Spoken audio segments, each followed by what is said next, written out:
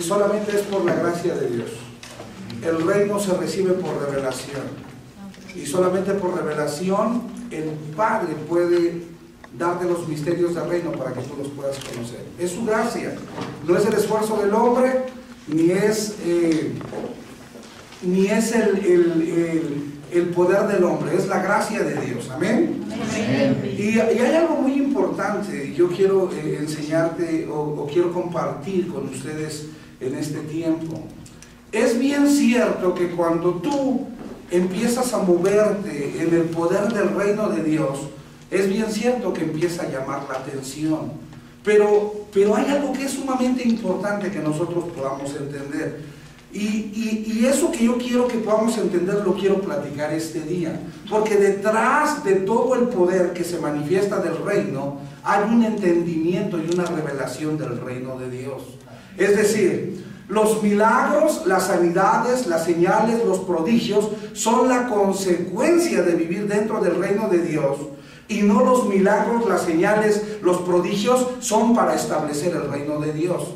Porque el reino de Dios ha sido establecido en la tierra, es que están y se manifiestan los milagros. Los milagros son la consecuencia de vivir dentro del reino. Los milagros son la consecuencia de que el reino de Dios ha sido establecido. Los milagros son la consecuencia de que el reino de Dios ha venido a tu vida. Los milagros son la consecuencia de que el reino de Dios está en ti. Pero no son los milagros los que edifican el reino de Dios. Es el reino de Dios lo que hace y produce milagros. Un versículo que a mí me llama mucho, pero mucho la atención, es Mateo 13:11. Mateo 13:11 dice: Él respondiendo les dijo: porque a vosotros os es dado saber los misterios del reino de los cielos, mas a ellos no les es dado. Voltea a ver a tu vecino, voltea a ver a tu hermano y dile: a nosotros nos es dado saber los misterios del reino de los cielos. Por revelación el Espíritu Santo, por revelación el Padre nos revela los misterios del reino. Lucas capítulo 8:10 dice lo mismo, pero lo dice así, mira. Y él dijo: a vosotros os es dado conocer los misterios del reino de Dios, pero a los otros por parábolas, para que viendo no vean y oyendo no entiendan. Se necesita tener disposición y se necesita anhelar el reino de Dios para que Él se pueda manifestar y revelar a tu vida. Se necesita tener hambre del reino de Dios y se necesita anhelar, entender el reino de Dios y conocer el reino de Dios para que Dios pueda revelarte el reino. Dice el Señor Jesucristo: a ustedes, a la iglesia, al cuerpo de Cristo, les ha sido dado a saber y les ha sido dado a conocer todos los misterios del reino. ¿Los misterios de qué? Del reino. Ahora la pregunta que yo te haría sería: ¿cuánto conoces del reino? Porque en la iglesia hablamos mucho de Jesús, hablamos mucho de salvación, hablamos mucho de vida eterna, hablamos mucho del cielo, pero hablamos muy poco del reino.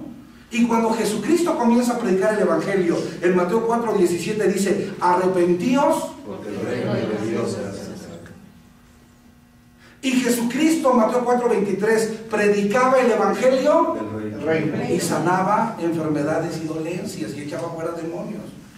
Y yo no sé si tú te habías dado cuenta, pero yo te quiero compartir esta tarde que el Nuevo Testamento habla 152 veces del reino.